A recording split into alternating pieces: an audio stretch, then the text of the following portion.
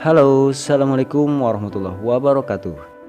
Pada kesempatan kali ini saya akan berbagi informasi tentang bagaimana cara memanfaatkan nasi basi menjadi pupuk organik cair. Bagaimanakah proses cara pembuatannya? Yuk simak ulasannya berikut ini. Tapi sebelum lanjut, jangan lupa subscribe, like, dan komen. Nasi basi sering menjadi limbah yang terbuang begitu saja. Biasanya nasi basi dibuang ke tempat sampah atau diberikan sebagai bahan pakan untuk ternak. Padahal lebih dari itu, nasi basi bisa dijadikan sebagai bahan bioaktivator untuk membuat pupuk kompos atau pupuk organik. Tidak banyak yang mengetahui bahwa nasi basi bisa dijadikan sebagai cairan pengganti bahan kimia. Nasi basi yang sudah menjadi cairan ini jauh lebih bagus kegunaannya dalam mempercepat proses pembusukan sampah. Cairan ini sering disebut dengan mol atau mikroorganisme lokal. Selain dapat digunakan untuk bioaktivator pembuatan pupuk organik, mol ini juga bisa langsung diaplikasikan sebagai pupuk tanaman. Pembuatan cairan mol ini sangat sederhana, yakni hanya melalui proses fermentasi yang ditambahkan dengan larutan gula. Berikut merupakan langkah-langkah dalam membuat mol dari nasi basi. Yang perlu kita siapkan bahan dan alat seperti yang pertama yaitu nasi basi sekitar 1 mangkok sebagai sumber karbohidrat dan sumber mikroorganisme dari jamur. Selanjutnya ada gula pasir sekitar 5 sendok makan yang nantinya sebagai sumber makanan bagi bakteri. Air sekitar 1 liter. Kemudian wadah, penutup dan juga botol plastik serta plastik atau sarung tangan. Pertama-tama kita pasang sarung tangan.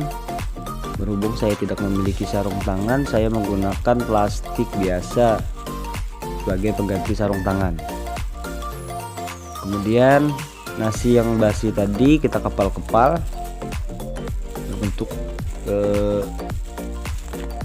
bulat-bulat.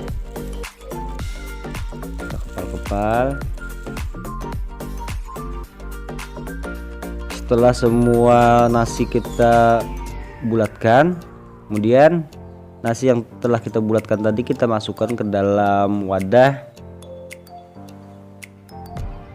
dan kita tutup rapat. Setelah kita tutup rapat, kemudian kita simpan di tempat yang terhindar dari panas matahari langsung selama kurang lebih 1 minggu. Dan ini adalah nasi basi yang sudah berumur kurang lebih 2 hari. Sudah tampak jamurnya berwarna kuning. Kita tunggu lagi hingga nanti berwarna kuning merata dan berbau seperti bau tape. Baru nanti kita gunakan untuk menjadi mol. Jamur yang berwarna orange ini bernama Rhizopus oligosporotus. Jamur yang berperan penting dalam proses fermentasi pembuatan mol. Nah, setelah kurang lebih 1 minggu kita buka, dan ini adalah hasil dari fermentasi nasi basi tadi. Selanjutnya kita masukkan air ke dalam wadah. Kemudian kita masukkan gula sekitar 5 sendok makan. Di sini saya menggunakan gula pasir. Bisa juga diganti dengan gula merah atau dengan tetes tebu. Kemudian kita aduk-aduk.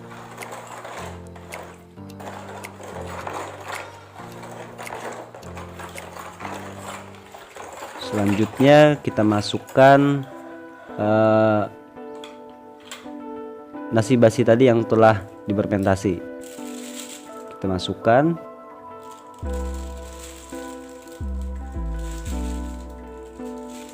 Sambil kita remas-remas.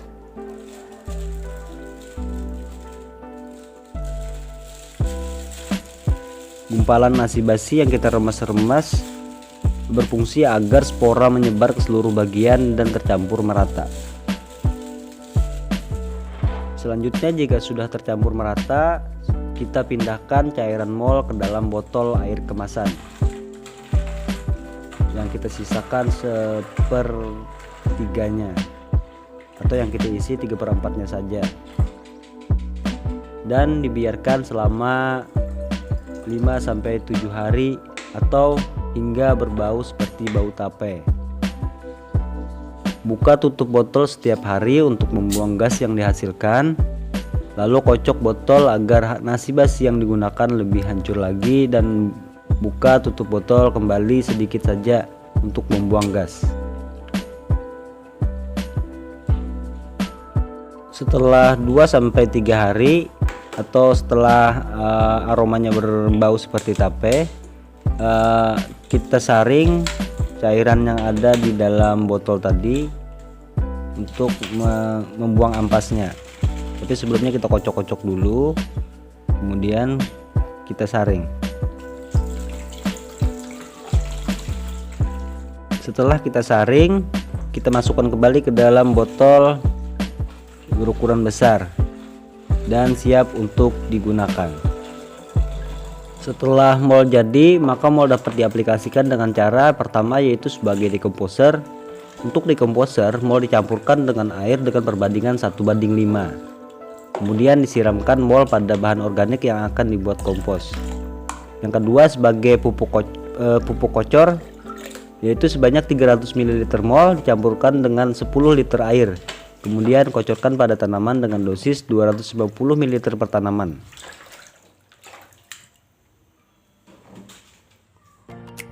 Untuk sisa nasi yang sudah tidak terpakai atau ampasnya bisa kita manfaatkan sebagai bahan tambahan untuk pembuatan kompos.